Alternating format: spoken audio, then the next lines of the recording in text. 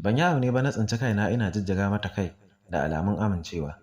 Na buɗa mata hanya ta wuce, wani daddaɗan ƙamshin turare na tashi a jikinta, wanda ban taɓa jin kalarsa ba, kamar dai an gauraya haɗin wasu furanni da babu irinsa a duniyar bil'adama.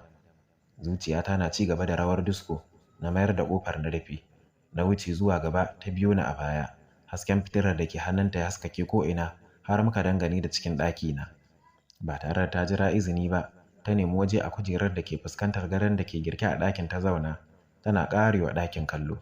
Fuskarta da murmushi bayan ta ajiye fitilar a saman tebur, ta dube ni yayin da nake ƙoƙarin zama a bakin gado cikin ɗarɗar. Zuciyata cike da tarin tambayoyi barkatai akan wannan baƙuwar bazata wacce ban taɓa ganin mutum ɗan adam mai sura irin tata ba. Ta yi gyaran murya ta ce, "Malam Alhassan, na'am ranki ya daɗe?" Na amsa mata cikin gaggawa. Ina jinjina kalar sautin muryarta mai kwaikwayon bushin algaita yayin fitowar sarki ko sarauniya. Ta ƙyalƙyale da wata dariya, sannan kuma ta haɗe rai kamar murɗawar baƙin gajimare a sararin samaniya. "Ba suna ranki shi daɗe ba a wurinka, ka kira ni Manahil kawai. Idan kuma ka dage sai ka girmama ni, za ka iya kirana da Gimbiya Manahil kai tsaye." Na sauke ajiyar zuciya kafin na ce wani abu ta sake magantuwa. "Ni ba mutum bace irinka, ni aljana ce daga jinsin fararen aljanu na birnin Askandariya. Babana Sarki Abidul Asmar shine sarki na 760 a cikin duniyar mu ta aljanu, kuma ni ce diyarsa guda ɗaya jal da ya mallaka. Yau shekara ta 1260 da haihuwa." Nan da nan na ji sabon firgici fiye da kowane lokaci ya min darar mikiya. Na dube ta cikin kaduwa yayin da idanunta suka sauya kala zuwa koraye shar, kalar kayan jikinta, har wani farin hayaki kamar tururi yana fitowa daga ciki. Babu shakka biri yayi kama da mutum. Dama tun a siffar farko da na yi arba da ita, yayin da na buɗe ƙofa jikina ya bani ba mutum bace.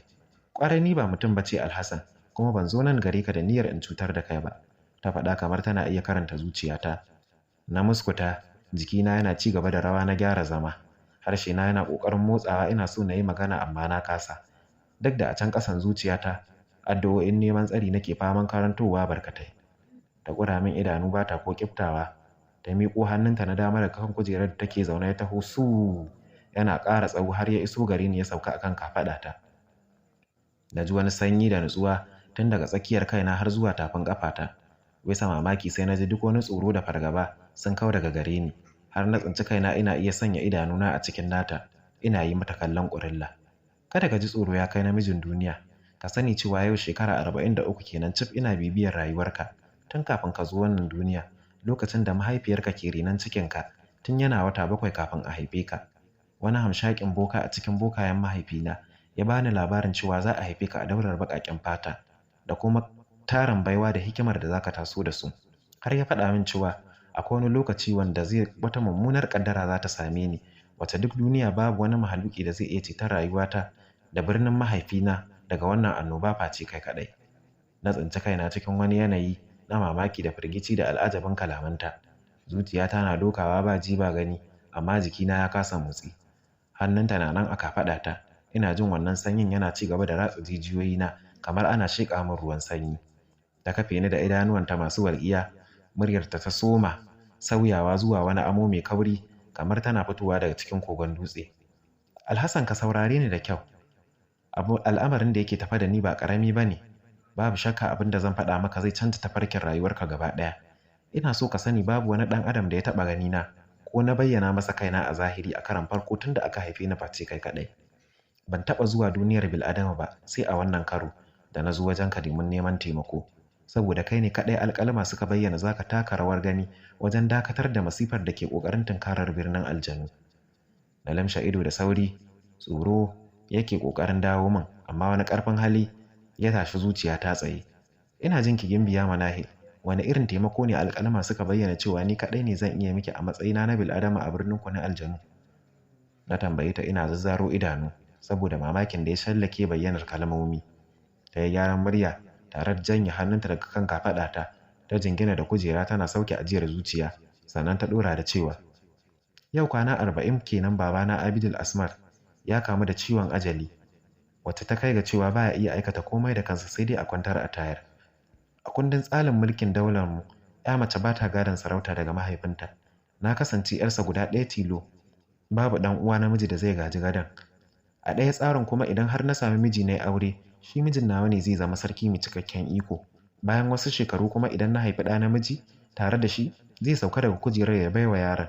Idan kuma 'ya mace na haifa, zai ci gaba da mulki abinsa babu sauran wata doka. Bisa wannan dalili tun tasowar mahaifina yake ƙoƙarin ganin ya aurar da ni tun kafin ya yi wafati.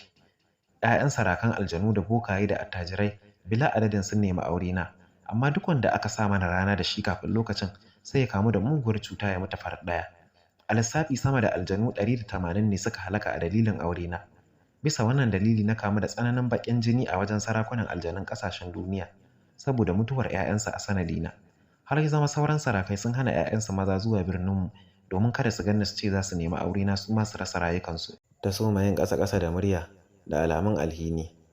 Hakika wannan al'amari ba ƙaramin jefa mahaifina ya cikin tsananin baƙin ciki da damuwa ba ainin, har ta kai baya iya rantsawa, saboda sanin cewa shi kenan da zarar ya mutu wazirin Mumtazu zai ɗare karagar mulkinsa, ya sa a kore ni daga ƙasar ko ma ya sa a hallaka ni. Bisa wannan dalili ya sa aka kira Boka Kakisu, shugaban majalisar matsafan ƙasarsa, suka kaɗaice a cikin tarakarsa domin ya yi masa bincike akan dalilin afkuwar wannan sha'ani da kuma hanyar da za a bi a samu mafita. Nan take Boka Kakisu ya baje tarkacen kayan bokancinsa, ya rufe idanu ya hau surutai har tsawon wani lokaci kafin ya buɗe ido, yana jinjina kai ya ce, hakika duk wannan al'amari da yake faruwa da 'yarka Gimbiya Manahil ba aikin kowa bane ba, face aikin wazirin ka Mumtazu, shine ya haɗa kai da wasu gagararrun bokaye suka yi mata baƙin sihiri yake yawo a cikin jikinta. Duk wanda ya kusance ta da niyyar neman aurenta zai hallaka cikin kwana 3. Wannan sihiri ba zai taɓa warkewa ba, sai dai idan wanda suka aikata shi ne suka karya shi da kansu. Su kuma waɗannan bokaye a ranar da suka sana'anta wannan tsafi, wazirin Mumtazu da kansa ya sa takobi ya hallaka su. Sarki Abid ya saki baki cike da tsananin baƙin ciki da mamaki, duk da ya san cewa waziri zai aikata fiye da haka saboda tsananin rashin imaninsa. Boka Kakisu ya ci gaba da magana yana cewa, mafitar guda ɗaya ce, ka yi maza ka sanar da Gimbiya Manahil cewa ta shiga yankin kudancin ƙasashen baƙaƙen bil'adama na duniya, ta nemo wani matashin saurayi da ake wa laƙabi da Hassan, domin shi ne kaɗai maganin matsalarta, kuma shi ne wanda zai iya ceton wannan garin daga tarkon azzalumi wazirin Mumtazu bayan mutuwarka. Yau saura wasu 'yan kwanaki ƙalilan ka bar wannan duniya, don haka Mumtazu jira yake kawai ya ga ka kwanta cutar ajali, ya ƙarasa kai haye karagar mulkinka, ya sa a kashe Gimbiya Manahil. Kada ku manta ku yi mana subscribe domin ci gaban wannan labari da ma wasu labarai masu ƙayatarwa bayan shi. Ku yi mana comment da share akan ra'ayoyinku.